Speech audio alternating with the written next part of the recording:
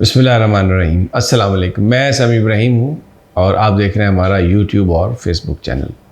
इमरान खान साहब को गिरफ़्तार कर लिया गया। इस्लामाबाद हाई कोर्ट से गिरफ़्तार किया गया, बायोमेट्रिक रूम से गिरफ़्तार किया गया। गिरफ़्तार करने वाले जो लोग थे वो रेंजर्स के थे। एडिशनल सेक्रेटरी दाखिला ने बताया कि रेंजर्स भी वहाँ पर तैनात थी।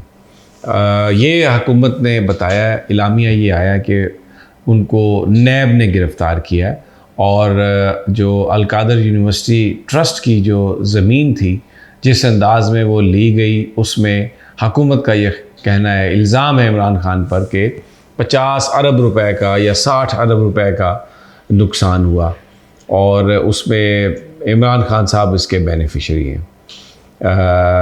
और रेंजर्स ने गिरफ़्तार किया, वज़ारत दाखिला ने मदद की है, ये इलामिये में बताया गया। जो मनाज़र हैं गिरफ़्तारी के वो बड़े अफसोसनाक हैं। उसमें जो इमरान खान साहब के साथ जो वकला थे वो बड़े ज़ख्मी हैं। बैरिस्टर गौहर जो हैं उनको चोट लगी है। एक पंचोटा साहब, उनको भी मैंने देखा, उनके चेहरे पे भी खून, उनके जो गार्ड्स हैं वो भी खून उनके सरों पर।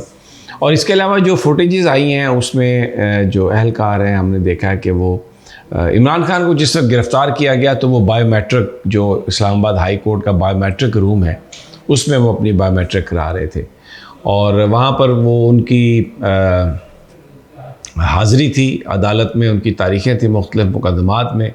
और उन्होंने ये भी दरख्वास्त दे रखी थी कि वो इन्वेस्टिगेशन को ज्वाइन करना चाहते हैं जो उन पर मुकदमात हैं, तो अदालत हुक्म दे और ताकि मैं उन तहकीकात को मैं ज्वाइन कर लूँ और जो भी इन्वेस्टिगेटर पूछना चाहते हैं मैं वो बताने के लिए, ताउन करने के लिए तैयार हूँ।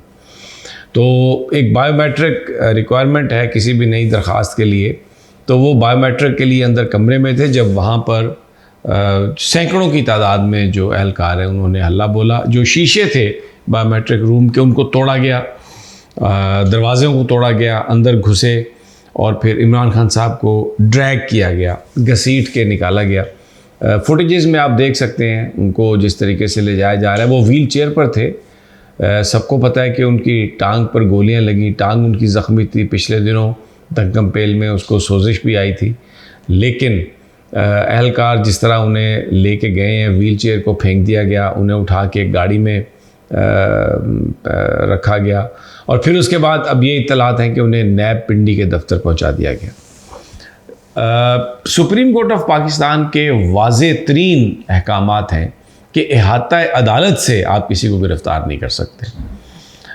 लेकिन इस्लामाबाद हाई कोर्ट में गिरफ़्तार किया गया उनको अदालत के अंदर बायोमेट्रिक रूम से, जहाँ पर अदालती अमला होता है बाकायदा बैठा हुआ और सीनियर अमला होता है वो।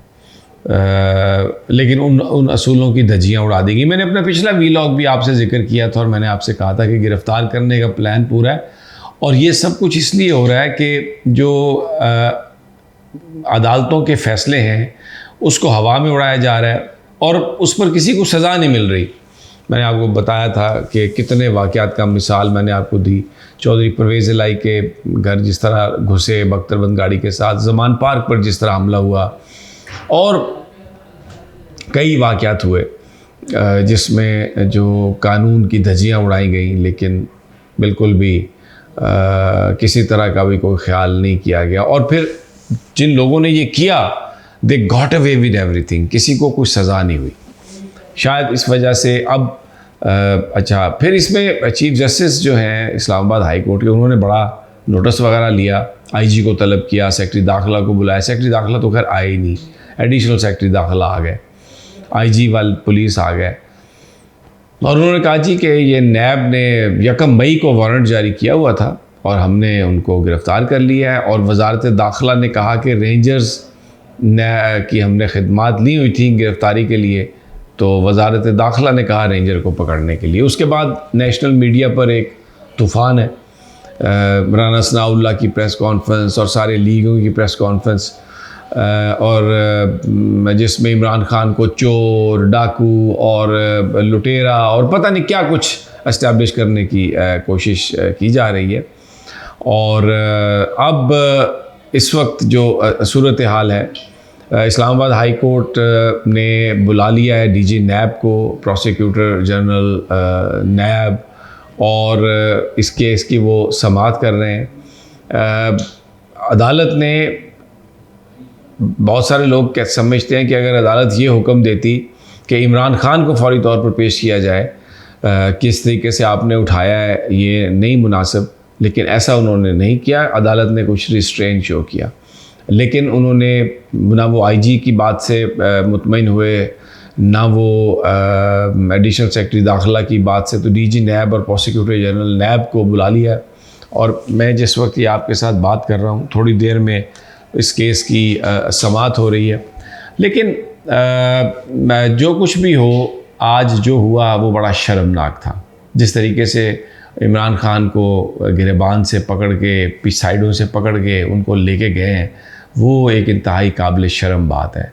और लेकिन मैं बहुत सारे एंकर्स को मैंने देखा है, बड़ी वो तारीफ़ें कर रहे हैं और कह रहे हैं जी ये मकाफ़ात अमल है। इमरान ने तो किसी को पकड़ा ही नहीं, सबको पता है कौन किसको पकड़ रहा था, क्या हो रहा था, और सबको पता है कि अब किसने पकड़ा है इमरान खान को। चीफ जस्टिस साहब इस्लामाबाद हाई कोर्ट के, उन्होंने कहा कि मैं नहीं मानता कि उनको नैब ने गिरफ़्तार किया है, ये बात आप गलत कर रहे हैं, ये नहीं हो सकता। तो दूसरी जानब, और अगर ये 1 मई के, एक सवाल है कि अगर ये 1 मई के वारंट थे तो ये कहाँ पर थे इनके नोटिसेस, और कहाँ इनको बताया गया। हर मुकदमों में, हर जगह पर इमरान खान जा रहे हैं, इन्वेस्टिगेशन में शरीक हो रहे हैं, ज़मानत करा रहे हैं, तो इस मुकदमे में तो वो कैसे वो इसको नज़रअंदाज कर सकते थे। लेकिन मैंने आपसे पहले भी कहा था, जिस तरीके से हज़ारों की तादाद में नफरी लगाई गई, दफ़ा 144 लगाई गई, वर्कर्स को आने नहीं दिया गया, पीछे रोका गया, और फिर जिस तरीके से, जबकि वर्कर भी कोई नहीं था, ये बाकायदा एक तरह से मैं आपको बताऊं, बेइज्जत करने के लिए, दहशत फैलाने के लिए, लोगों को डराने के लिए ये सब कुछ किया गया। और इसका इम्पैक्ट पाकिस्तान पर बहुत बुरा हुआ है।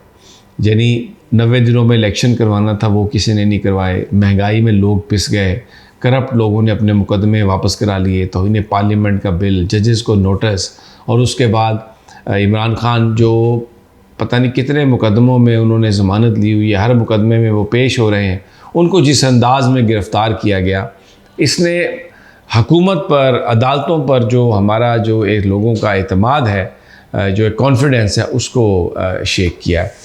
और फिर उसके बाद जिस तरीके से मामलात को पेश किया गया, और मीडिया पर जिस तरह का एक सेंसरशिप आयद है, वो एक बड़ा अफसोसनाक है। और लेकिन बहरहाल अब इमरान खान नैब पिंडी के पास हैं, मेडिकल बोर्ड बना दिया गया, उनको एग्ज़ामिन किया जा रहा है, लेकिन वीडियोज़ में नज़र आ रहा है कि उनके साथ धक्कम पेल और खींचा गया उन्हें, उनकी खांसी जो है ना, वो उन्होंने, जो उनके वकला हैं उनका तो कहना है कि खान साहब पर तशद्दुद भी हुआ है जिस वक्त उनको गिरफ़्तार किया गया।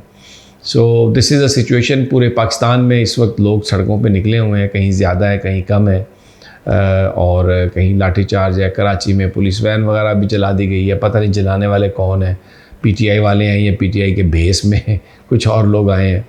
But it's a sad day.